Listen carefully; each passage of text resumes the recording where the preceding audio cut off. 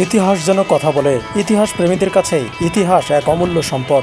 যারা ইতিহাসের মূল্য দিতে জানে তাদের কাছে আছে ইতিহাসের মূল্য। তাই যারা ইতিহাস প্রেমী রয়েছেন, এই ভিডিওটি তাদের জন্য। দেখতে থাকুন তাজহাট জমিদার বাড়ি, যেটি ইতিহাসের একখণ্ড অমূল্য সম্পদ। আমার টিকিট কাউন্টারটা কোথায় এখন? গেট অলরেডি আরেকটা গেটের কাজ চলতেছে পাশে, এটা ভাঙিয়ে দিছে। আপাতত এই জায়গাতে টিকিট কাউন্টার করছে। আমরা সকাল সকাল চলে আসছি টিকিট কাউন্টারে। ভাই হচ্ছে টিকিট কাউন্টারে নতুন গেট করতেছে। এই গেটটা ভেঙে গেছে, এই কারণে নতুন গেট করতেছে। ভাই কত টিকিট? 30 টাকা।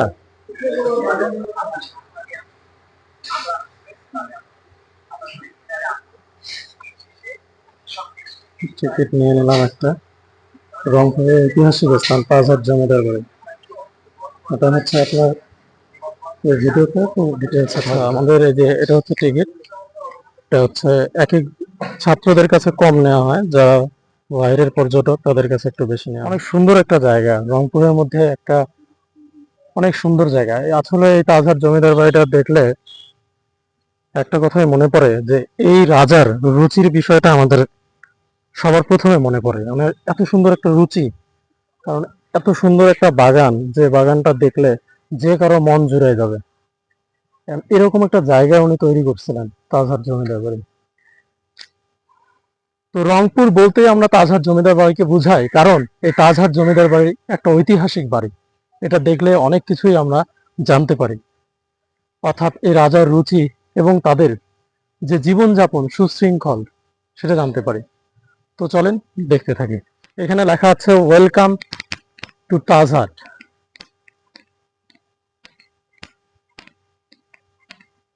জমিদারের মাথার তাজ থেকে এই নামকরণ করা হয়েছে তাজহাট।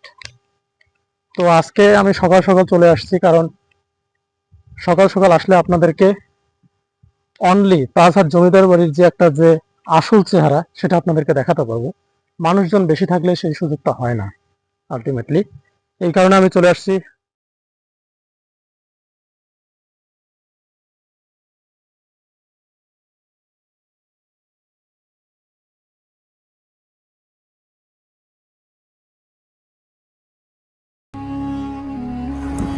শুধু রংপুর নয়, সারা বাংলাদেশের পর্যটকদের কাছে রংপুরের তাজহাট জমিদার বাড়ি একটি আকর্ষণীয় স্থান। রাজবাড়িটি রংপুর শহরের 0 পয়েন্ট থেকে দক্ষিণ পূর্ব দিকে 6 কিলোমিটার দূরে অবস্থিত। এটি শহরের অন্যতম একটি প্রাচীন নিদর্শনও বটে। এর ইতিহাস রয়েছে অনেক। প্রাসাদটি বিংশ শতাব্দীর শুরুর দিকে মহারাজা কুমার গোপাল লাল রায় নির্মাণ করেন। এতে সময় লেগেছিল প্রায় 10 বছর। মহারাজা গোপাল রায় ছিলেন হিন্দু এবং পেশায় তিনি ছিলেন একজন স্বর্ণকার। কথিত আছে তার মনোমুগ্ধকর তাজ বা মুকুটের কারণেই এই এলাকা তাজহাট নামে অভিহিত হয়ে আসছে। এই প্রাসাদের স্থাপত্যশৈলী আপনার মন কেড়ে নেবে, যেন একখণ্ড ইতালি চলে এসেছে এই রংপুরে। হ্যাঁ, গঠনশৈলী সব ইতালি। ভাবতেই কেমন অবাক লাগে, তাই না? রোমান এবং ইতালীয় স্থাপত্যশৈলীর এক টুকরো অংশ যেন আমাদের রংপুর তাজহাট জমিদার বাড়ি। সে সঙ্গে এই সিঁড়ির গায়ে যে ফুলের মতো শিল্পশৈলীটা দেখতে পাচ্ছেন, সেটা অসাধারণ। বলতে গেলে আমি বাকরুদ্ধ হয়ে গেছি তাদের এই স্থাপত্যশৈলী দেখে। উপরের প্রাসাদ থেকে যেন এক টুকরো সবুজের সমারোহ। অসাধারণ। এখান থেকে পুরো জমিদার বাড়িটা নিচটা যে আছে, অর্থাৎ রাজা এখানে বসে থাকতো, কে কে আসতো, এখান থেকে উনি দেখতে পারতেন। মনে করেন যে এই জায়গাটাতে দাঁড়ালে পুরো বাড়িটার ভিউ এখান থেকে পাবেন আপনারা পিছনে। তো এটাই হলো সে সময় রাজাদের পরিকল্পনা, তাদের একটা যে উচ্চবিলাসী মন মানসিকতা এবং বড় মন মানসিকতা, এটা সেটারই পরিচয় বহন করে। তো এটা হলো তাজহাট জমিদার বাড়ি। আমাদের রংপুর শহরে যারা আছে তাদের একটা গর্বের বিষয় যে এই রংপুর শহরে এরকম একটা বাড়ি রয়েছে, যেটা দেখার জন্য দূর দূরান্ত থেকে, বিদেশ থেকে মানুষজন আসে। কারণ এই বাড়িটা শুধু একটা বাড়ি নয়, এই বাড়িটাতে যে সকল প্রত্নতাত্ত্বিক নিদর্শন পাওয়া গেছে সেগুলো মূল্য অমূল্য, ইতিহাসে যেগুলো কালের সাক্ষী হয়ে আছে। প্রাসাদটি প্রায় 210 ফুটের মতো প্রশস্ত ও 4 তলার সমান উঁচু। এর গঠনশৈলী প্রাচীন মুঘল স্থাপত্য থেকে অনুপ্রাণিত বলে মনে করা হয় এবং তার প্রমাণ মেলে মধ্যভাগে বিশাল একটি গম্বুজ ও দুই পাশে তার ছড়িয়ে দেওয়া দালানগুলোর একটি মসজিদের অবয়ব থেকেই। তবে রাজবাড়ি যেই দিক থেকে বাংলাদেশের অন্য সকল প্রাসাদের থেকে আলাদা তা হলো এর সিঁড়িগুলো। সর্বমোট 31টি সিঁড়ি আছে, যার প্রতিটা ইতালীয় ঘরানার মার্বেল পাথরের তৈরি। সিঁড়ি বেয়ে উপরে জাদুঘর পর্যন্ত মেঝের পুরোটাই একই পাথরের তৈরি। রাজবাড়ির পশ্চাৎভাগে গুপ্ত সিঁড়ি রয়েছে। পুরনো দিনের ইতিহাসের গন্ধময় দালানগুলোর গায়ে হাত বুলোতে বুলোতে আমি এগিয়ে চলেছি। সে সঙ্গে দেখার চেষ্টা করছি। চোখ আটকে গেল একটি তালাবদ্ধ সিঁড়ির দিকে। কেন বা এই তালা দেওয়া রয়েছে এই সিঁড়িতে তা জানার বড় কৌতূহল ছিল। তবে ইচ্ছে এখন ভিতরের দৃশ্যগুলো আপনাদেরকে দেখানো। কি পাওয়া গেছে বিশেষ অনুমতি সাপেক্ষে আমি ছবি তোলারও পারমিশন পেলাম। তো চলুন আপনাদেরকে দেখাই ভিতরে কি স্থাপত্য শৈলী রয়েছে এই মিউজিয়ামে, যেগুলো দেখে আপনারা বড়ই উপকৃত হবেন। যেখান থেকে দেখছেন চ্যানেলটি অবশ্যই সাবস্ক্রাইব করে দিন, কেননা অদূর ভবিষ্যতে আরও ভালো ভালো জিনিস আপনাদের সামনে নিয়ে আসতে চলেছি। ক্যামেরা আমার ভালো নয়, আমি ফোন দিয়ে ভিডিওটা করি, তাই যারা আমার নতুন এই চ্যানেলটি দেখছেন তারা অবশ্যই এই চ্যানেলটিকে সাবস্ক্রাইব করবেন। পরবর্তীতে আরও ভালো ভালো ভিডিও আপনাদের সামনে নিয়ে আসার চেষ্টা করব। তো আপনারা দেখতেই পাচ্ছেন উত্তরবঙ্গের মাটি খনন কার্য চালিয়ে প্রত্নতত্ত্ববিদেরা যে মিউজিয়াম কর্তৃপক্ষকে অসংখ্য ধন্যবাদ এরকম একটা সুযোগ করে দেওয়ার জন্য, যেন আমাদের এই স্থাপত্যশৈলী গোটা পৃথিবী দেখতে পারে যে আমাদের এই তাজহাট জমিদার বাড়িতে কত পুরনো স্থাপত্যশৈলী রয়েছে, যেগুলো অনেক কষ্ট করে প্রত্নতত্ত্ববিদরা উদ্ধার করেছেন এবং সেগুলো মিউজিয়ামের শোভা পাচ্ছে। তো অবশ্যই আমার এই ভিডিওর মাধ্যমে আপনারা দেখতে পারবেন এই মিউজিয়ামে কি প্রাচীন স্থাপত্যশৈলী রয়েছে। ইতিহাসের প্রতি প্রচণ্ড আগ্রহ এবং ভালোবাসা থেকে আমার কম দামি ফোন দিয়েই আমি এই ভিডিওটি করেছি, কারণ আমার কাছে সেরকম দামি ক্যামেরা বা ফোন নেই, যার ফলে যাই ছিল তাই দিয়েই আপনাদেরকে দেখানোর চেষ্টা করছি।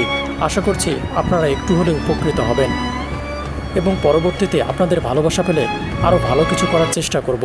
এখন যে মূর্তিগুলো দেখছেন এগুলো হলো কালো পাথরের বিষ্ণু মূর্তি, যেগুলো হিন্দু ধর্মে ত্রাণকর্তা বলা হয়। এটা হলো বরাহ অবতার, যেটা হিন্দু ধর্মের একটি পূজনীয় এবং শ্রদ্ধার মূর্তি। এখন যেটা দেখছেন সেটা হলো লক্ষ্মী নারায়ণ, এটাও কালো পাথরের তৈরি এবং এগুলো নীলফামারী, পঞ্চগড়, ঠাকুরগাঁ, লালমনিরহাট, কুড়িগ্রাম এগুলো উত্তরবঙ্গ থেকে মাটি খুঁড়ে এগুলোকে উদ্ধার করা হয়েছে। এখন যেটা দেখছেন সেটা হচ্ছে কালীমা, অর্থাৎ কালী এবং শিবের মূর্তি। আপনারা সবাই এগুলো সম্পর্কে কম বেশি জানেন, তাই আমি নতুন করে কিছুই বলছি না, শুধু আপনাদেরকে দেখানোর চেষ্টা করছি। আপনারা দেখুন এবং উপকার হলে অবশ্যই কমেন্ট বক্সে জানান আপনারা কোথা থেকে দেখছেন এবং আপনারা এখানে আসার চেষ্টা করবেন অবশ্যই।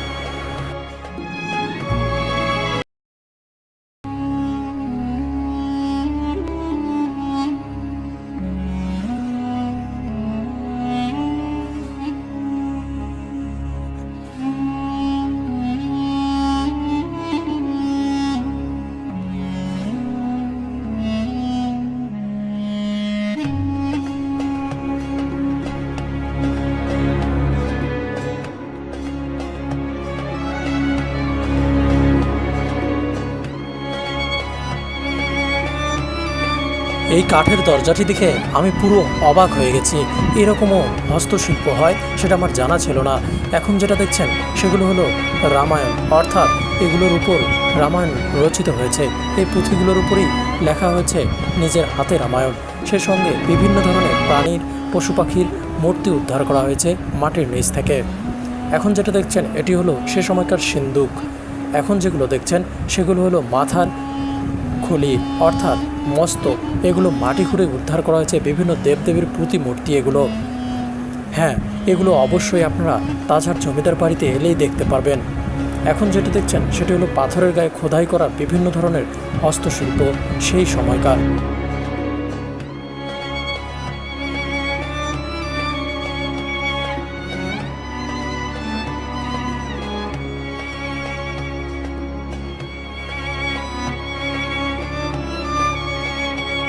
এখন এই আলমারিতে যে এই হাতির দাঁত দুটি দেখতে পাচ্ছেন, এই হাতির দাঁত দুটি উদ্ধার করা হয়েছে রংপুরের সোনালী ব্যাংক থেকে। অর্থাৎ সোনালী ব্যাংকটি বর্তমান যেখানে অবস্থিত ঠিক সেখান থেকে এই হাতির দাঁত দুটি উদ্ধার করা হয়েছে। এছাড়াও বিভিন্ন ধরনের পোড়ামাটির ফলকচিত্র আপনারা দেখতে পারবেন এই ভিডিওতে। ভাবতে বড়ই অবাক লাগে, সম্রাট আওরঙ্গজেব সেই ইতিহাসের পাতায় পড়েছিলাম তাকে কিন্তু তার হাতের লেখা নিজের চোখে দেখতে পারবো এটা কল্পনাও করে নেই। কিন্তু আপনাদেরকে দেখাচ্ছি এবং আমি নিজেও দেখে অবাক হচ্ছি তার হাতের লেখা কতটা সুন্দর ছিল। সেই সঙ্গে আপনারা ফার্সি কবিতা এবং বিভিন্ন ধরনের আরবি লেখা আপনারা দেখছেন। হ্যাঁ, অবশ্যই আপনারা একটি কোরআন শরীফও দেখছেন। পবিত্র কোরআন শরীফের লেখা এখানে লিপিবদ্ধ করা হয়েছে এবং এখানে সংরক্ষণ করা হয়েছে খুব যত্ন সহকারে। আপনারা একটা ছোট্ট কোরআন শরীফ দেখতে পাচ্ছেন। এই কোরআন শরীফটাও এখানে সংরক্ষণ করা হয়েছে, একদম ছোট্ট। চোখের সামনে ইতিহাসের এত এত শিল্পশৈলী দেখে মনটা জড়িয়ে গেল। এবার এই সিঁড়িটার কথা বলি, যেটি নিষিদ্ধ করা হয়েছে উঠানামার জন্য। কারণ মানুষের জনশ্রুতি রয়েছে যে এই সিঁড়ির নাকি একটা গুপ্ত পথ রয়েছে, যেটি সরাসরি ঘাঘর নদী পর্যন্ত গিয়েছে। কিন্তু এই সিঁড়িটি বর্তমানে বন্ধ করে দেওয়া হয়েছে। কেন বন্ধ করা হয়েছে এটা আমি জানি না, তবে কেউ যদি জানেন তাহলে অবশ্যই এই সিঁড়ি সম্পর্কে কমেন্ট বক্সে জানিয়ে দিন।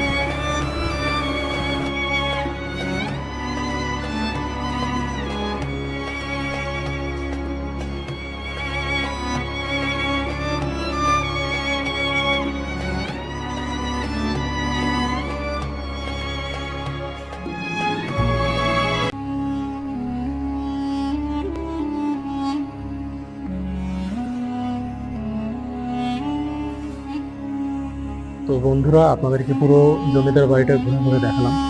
আশা করছি আপনারা অনেক কিছুই জানতে পারছেন এই ভিডিও থেকে। তো যদি ভিডিওটি ভালো লাগে অবশ্যই সাবস্ক্রাইব করবেন চ্যানেলটি। আপনাদেরকে আরেকটি জিনিস দেখাচ্ছি, এটা আগে ছিল না। এটা কিন্তু কামান যুক্ত করা হয়েছে, আমাদের রাজার জমিদার বাড়িতে একটা কামান যুক্ত করা হয়েছে। অনেক পুরোনো, দেখলে বোঝা যাচ্ছে। কামানটা দেখেন, এটা হচ্ছে BPQC 416। এগুলো আমি বুঝতে পারবো না, কারণ আমি তো আর হচ্ছে সামরিক লোক না। যারা সামরিক লোক তারা এগুলো বুঝতে পারবে এগুলোর মানেটা কি। তো এইগুলো জমিদার বাড়ির বিশালত্ব। রাজপ্রাসাদ থেকে বেরিয়ে এলাম।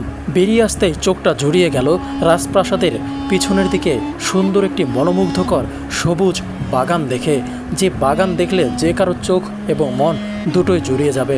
আমারও জুড়িয়ে গিয়েছিল। তো আপনারা দেখতে পাচ্ছেন বাগান থেকে রাজপ্রাসাদটিকে, অর্থাৎ এই জমিদার বাড়িটিকে কত সুন্দর লাগছে। আসলেই তাদের এই শিল্পশৈলীর কদর এবং তাদের দেখেও আমাদেরকে শেখার অনেক কিছু রয়েছে, যে তাদের মন মানসিকতা এবং তাদের যে দৃষ্টি শক্তি, অর্থাৎ আজ থেকে হাজার হাজার বছরের তারা কল্পনা করতে পারত, যার ফলে এরকম একটা শিল্পশৈলী তারা তৈরি করেছিল।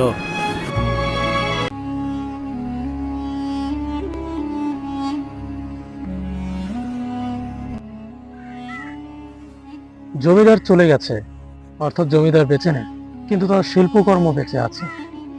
কালের সাক্ষী হয়ে দাঁড়িয়ে আছে তাজহার জমিদার বাড়ি। এই জমিদার বাড়ি কথা বলে। জমিদার না থাকলে তার রুচি সম্পর্কে কথা বলে এই জমিদার বাড়ি। তাজহার জমিদার বাড়ি এমন একটি জমিদার বাড়ি যেটা রংপুর শহরে একটা গর্বের বিষয়। এবং আপনারা রংপুরে যে যে আসবেন অবশ্যই এই তাজহার জমিদার বাড়িতে একবার দেখে যাবেন, কারণ কালের সাক্ষী হয়ে দাঁড়িয়ে আছে তাজহার জমিদার বাড়ি। সেই সঙ্গে আমাদের উত্তরাঞ্চলে মাটির নিচে চাপা পড়া যে ইতিহাস, সেগুলো এই মিউজিয়ামে আছে, এই তাজহার জমিদার বাড়ির মিউজিয়ামে।